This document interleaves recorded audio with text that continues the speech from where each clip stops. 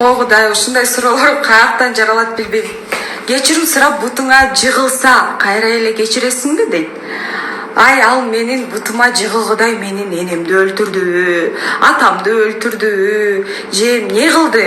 Не кылды айткылачы, мен килтейген бизнесимди тартып алдыбы, же эмне кылды? Ал мага эч кандай бир чоң ушундай бир кечирим сурагыдай жамандык кылган жок.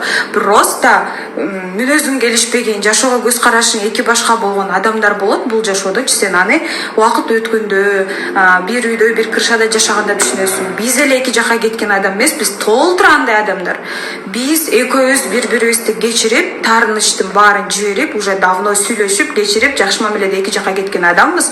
Силер эле каяктан эле ушундай бир нерселерди пайда кыла бересиңер деп түшүнбөйм. Ал өзү бактылуу, мен өзүм биякта бактылуу. Все, мы никого не трогаем, и вы нас не трогайте, пожалуйста. У вас есть дети? Да, у меня есть дочка одна.